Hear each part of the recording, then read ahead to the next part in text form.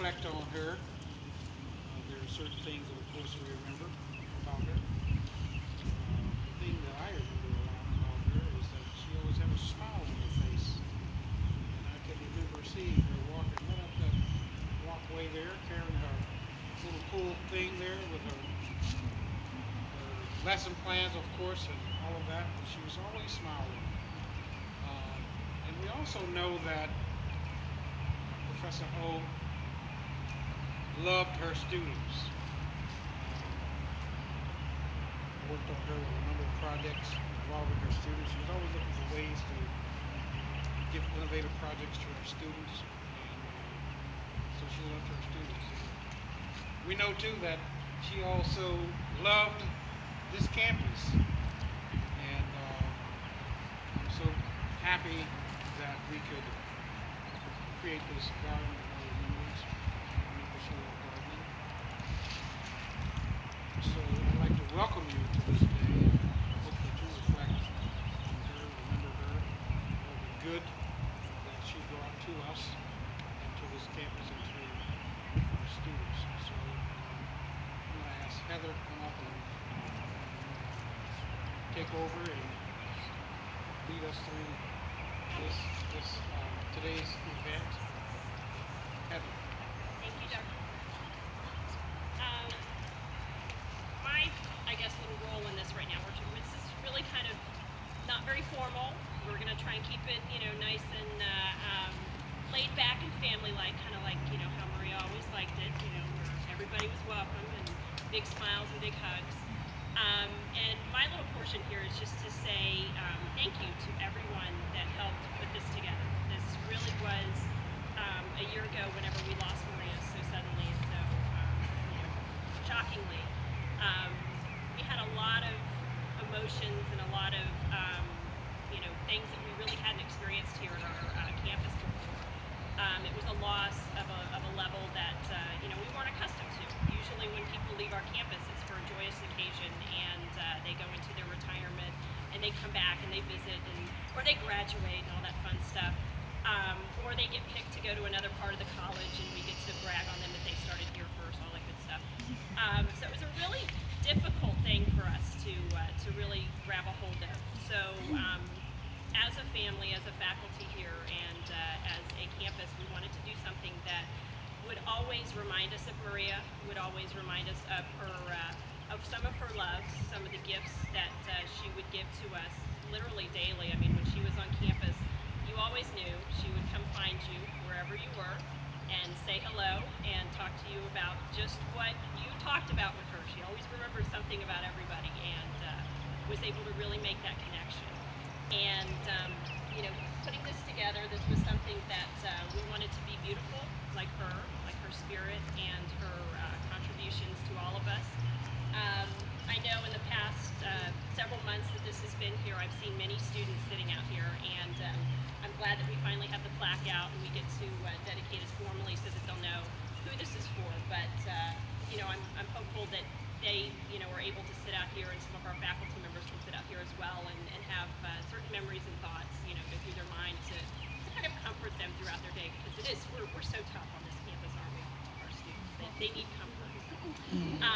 But I really want to thank the faculty here, and also our grounds crew and everything, which I don't see hardly any of them here right now. I know I saw Olin earlier, but all the folks that helped put this together, I mean, who really came out here, with the support of Dr. Carney, of also our facilities department down at, I guess, sort of main epicenter. They donated all of the hardscape here. Dr. Carney funded all of the benches and then all of the plants and everything too. And we selected the plants and even the redbud tree to reflect Maria and the vibrant color that she brought into our lives with her spirit and her love. And the redbud tree, if you get a chance to look at it, it's just starting to bud out just a little bit, and it will do that every year around February when we lost Maria. So it'll be a nice gift to have back each year. But we did come out here and get real dirty and sweaty and really gross. And I think Jim Wallace said it was nice to see some of us sweat. He didn't believe we all worked as hard as he did. So. But we got really dirty and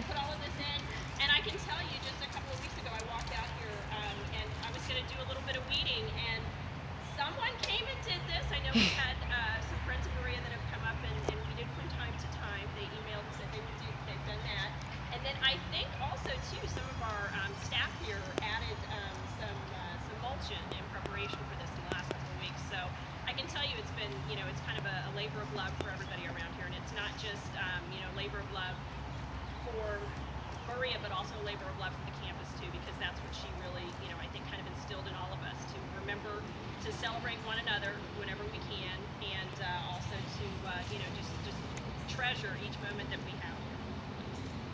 So that being said, I would like to introduce Dean Smiley, Dr. Joseph Smiley, who has known Maria for quite a while, and you all, knew that we all have known her for quite a while as well. And he not only knows Maria from campus life, but also from the church life that they shared as well. So we would like for him to come forward and just say a few things about the garden, the dedication, and all that wonderful stuff. So, Dr. Smiley.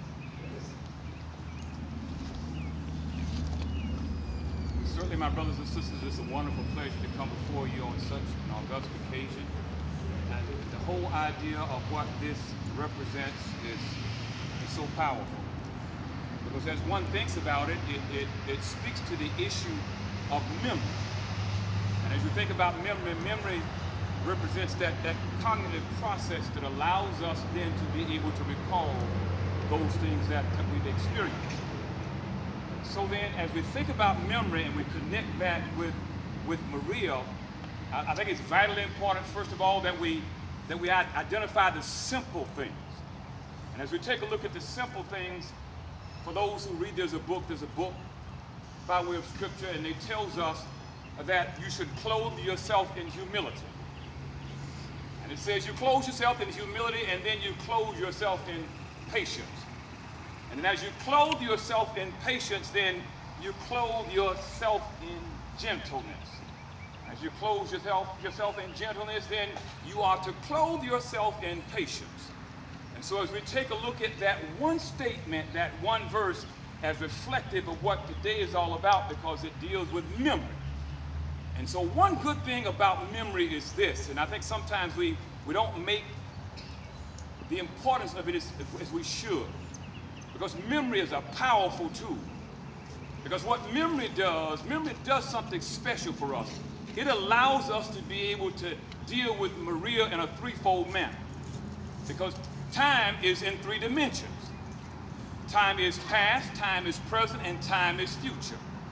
And so then, naturally, for those of us who knew Maria and knew her very well, then the past becomes a mighty tool for us. Because what the past does is, the past will allow me then to reflect back on to Maria just as she is. Which means then that my memory right now can provide for me the absolute beauty of the picture that she reflected when we deal with the smile that you talked about. So then, that being the case, the one thing you cannot take away from me, you cannot take away memory. And so then I'm able to look at the past. As I look at the past, then it's a wonderful thing what Heather and the faculty members have done, and Dr. Carney and y'all have done, because what it does for us in this particular case, even as you walk by, as you walk through, as you have a seat, then it forces you into the past because it's going to direct you towards the past, thus memory then comes into play. And so then when I walk and have a seat in the place, then the past time sequence then comes into play. As the past time sequence comes into play, then I know then I can see Maria. Because it's unusual, I haven't told very many people this, but Maria emailed me at 12:05 on Sunday morning. She emailed me because it was a project that she was supposed to do. And our website was supposed to go live at the church that morning. And so then we talked late into the early mornings about the task that she was working on, because she was working on the email, on the website for us. And only a few hours later, then she was taken away from us. And I've got that email, and I'll never delete that email. But the fact of the matter is, in this case, is that time dimension of past that everybody in this place today, you've got that before you. Which means that you can just snap, and by way of memory, you can see the beautiful smile that she possessed, one that was kind, one that was gentle. In addition to that, then time dimension is also present. And as you think about it very carefully, as we come through this place, then it just on this very day gives me a wonderful feeling. It's the present. I can't go back in the past, but I can certainly tell you about today. And as I tell you about today, I'm just simply saying, Heather, in this particular case, the beauty of what you have done in this case causes this very present day to be a mighty force among us as people. And so as I look at the day, then I can stand back and I can say, okay, Maria, I can I can feel your humbleness. I can feel your patience. I can feel your gentleness. I know about your caring. I know about your serving as an instructor in this particular case, but this notion of your gentleness and your caring and your patience, I can feel that this very day. And then you don't stop there because time is a threefold dimension. It's past and it's present in this case, but it is also future.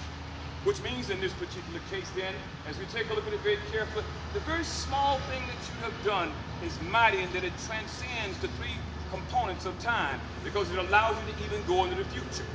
Because as of now, as I take a look at it very carefully, I know what's happening today, but when I walk by this place on tomorrow, then it allows me to just to think about how I'm reminded futuristically of those elements of gentleness, of kindness as an instructor who came this way.